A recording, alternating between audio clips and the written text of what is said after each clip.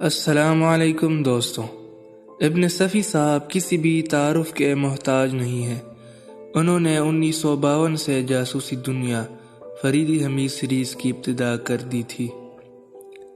لکھنے کی ابتدا تو انہوں نے اپنے بچپن سے ہی کر دی تھی۔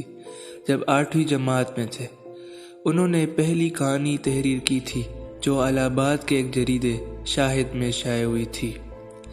کہانی کی تحریر اور انداز بیاں اس وقت بھی اس قدر مدلل اور جامع اور مستند تھا کہ کاتب نے ان کے اصل نام اسرار کے ساتھ مصور جذبات کا اضافہ کر دیا تھا، اور پھر ان کے گھر والوں نے بھی انہیں مصور جذبات کے نام سے پکارنا شروع کر دیا تھا۔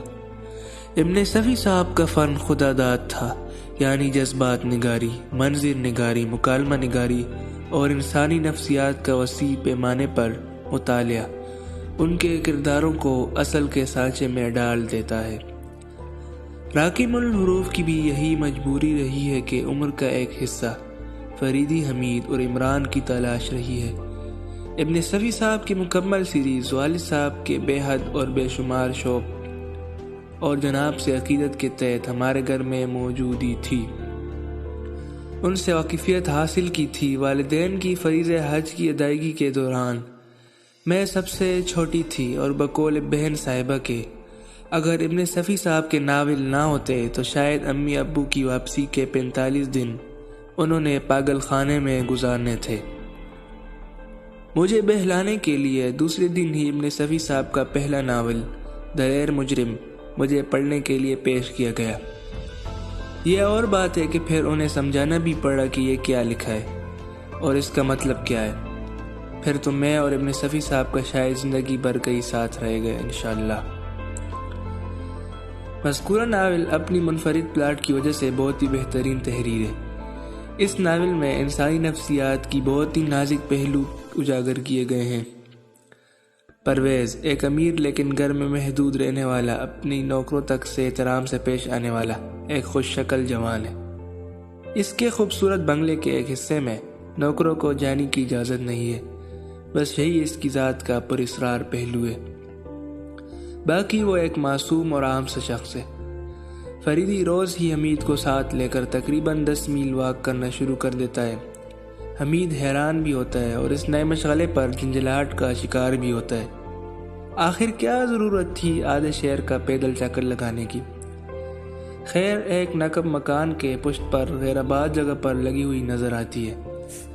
فریدی فطری تجسس کے تحت اندر داخل ہوتا ہے تو ایک حسین عورت کی لاش سے سابقہ پڑتا ہے۔ مجرم سامنے ہی کھڑا ہوا ہے اور اکلاتے ہوئے اعتراف جرم کرتا ہے اور بے ہوش ہو جاتا ہے۔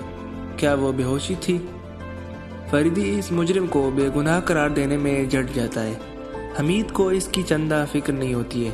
حمید جگدیش کے ساتھ ایسی خطرناک شرارت کرتا ہے کہ جگدیش زندگی بھر بھلا نہیں سکتا ہے۔ وہاں سے فرار کے دوران حمید کو اسی عورت کی لاش راستے میں ملتی ہے۔ لاش وہاں کیسی آئی تھی اور ایک قتل کا اعتراف کرنے والے مجرم کو کیوں بے گناہ ثابت کرنا چاہتا تھا؟ حمید کو بیچ کر فریدی اس سے جگدیش کے ساتھ کی گئی شرارت کا بدلہ لیتا ہے، لیکن وہاں حمید صاحب اپنی دانست میں بڑی معلومات فراہم کر کے آتے ہیں۔ تنویر ایک نیم پاگل شخص جو ہر سال گرمیوں میں نیم پاگل ہو جاتا تھا اور چولہے پر دودھ ابلواتا رہتا تھا، وہ کون تھا اور اس کا اس کہانی میں کیا کردار ہے؟ دوسری طرف اس کہانی کی جان ہے وہ نفسیاتی حربہ جو فریدی اصل مجرم سے اعتراف جرم کروانے کے لیے اختیار کرتا ہے۔